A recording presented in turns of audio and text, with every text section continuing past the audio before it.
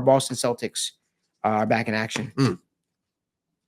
Our Boston Celtics, um, are back in action. And when I look at it, um, it brings up the question: do you think that this is a team that is ready to repeat this year?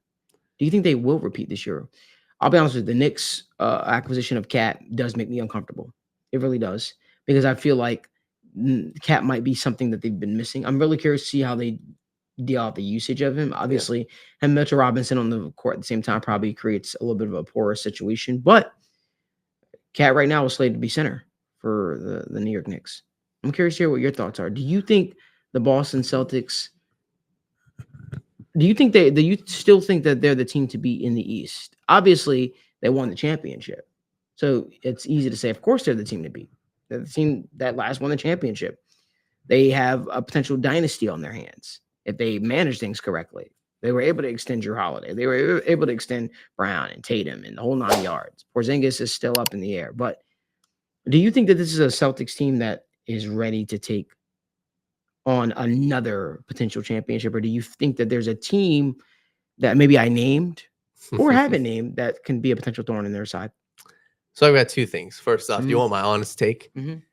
Like, this is the best team in the NBA. And I'm sorry, this is obviously I'm coming from a Celtics fan. Pure roster wise, who else is matching up with these dudes? Like, I'm sorry. Like, and the one concern I would have is the Jason Tatum aspect, right? Hey, is Jason Tatum on the same level of superstar as a Luka, as a Jokic, as a Giannis? I don't think so. And that's I truly don't think so. I think if you put him in those shoes, if you put him with the Mavericks last year, if you put him with the Nuggets, obviously different roster construction. I'm not so confident in him being that superstar number one, doing it every single night. But respectfully, Malik, and this coming from a Celtics fan, your roster is absurd. Jaylen Brown, and this is something we wrote about for TWSN. I think Jaylen Brown could go to a team like the Spurs and be that number 1/2 opposite of Wemby and take them deep into the playoffs. I think that Kristaps Porzingis is a player where he is a matchup nightmare. And you go look at any other matchup, he makes your defense and he switches out, hey, you can't just play your normal center. You have to match up for that. And then, Malik, who else is paying dudes like Derek White and Drew Holiday? I think Derek White is probably the X factor on this team because he is your fourth best guy, but he is the most consistent three-point shooting. He's a top 5 three-point shooter in the NBA, and he's your fourth best guy. So, Malik, this roster is absurd. I'm confident in the bench. Peyton Pritchard is taking a step in preseason. Sam Hauser, I even like how, they went out and they added some guys for, the front court. I like Jordan Walsh. He's really taking some steps as well from what he did last year. And I think I'm a huge Jordan Walsh fan. I mean, he's a Celtics fan favorite. He's bald. He's a high flyer. He's a guy, I think he's got a very similar prototype to a guy like an Aaron Gordon-esque to where he could be that in the future. But this team is just too absurd. The one thing I will say, though, is the talent on the West and the talent in the conference, it's better than it was last year. And I'm going to say, I think the Celtics had an easier run in the Eastern Conference than they're going to have this year. And you look at the West, as good as the Mavericks were, the Mavericks weren't ready for that. The Mavericks, Luka and Kyrie and having Derek Lively be there for his first real time, they only got better. They added Klay Thompson and they still have PJ Washington. I'm concerned about the rest of the talent in the NBA. So I think the Celtics are the most talented team. I think the Celtics regular season, I'm not concerned about them being the number 1 seed. I think they're an amazing regular season team. It's really going to come down to which team comes out of the West because, Malik, Timberwolves look absurd. The Thunder with Chet and Isaiah Hartenstein, I think the Thunder are going to be one of, if not the best team in the Western Conference this year.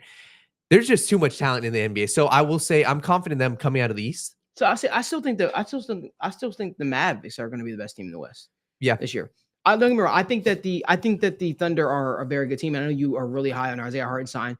Low key underrated passing ability, obviously scoring ability. I feel like it took the Knicks a little bit to realize what his potential was going to be, and they probably shooting themselves in the foot a little bit.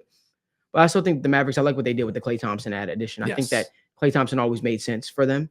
When I look at it, though, I think the one thing that does concern me a little bit about the Celtics is the health of Kristaps Porzingis. They definitely on paper have the most talented team, but when you take the matchup nightmare of Kristaps Porzingis out of the picture, well, you just kind of close the gap a little bit. I still think the team is very talented. I still think Drew Holiday is an elite defender.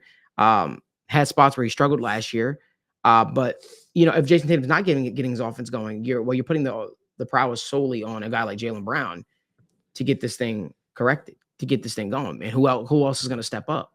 You're not going to rely on Drew Holiday to be that guy, right? He isn't that guy. He's a guy that he has the ability to go off on games. Obviously, Derek White is still in the fold.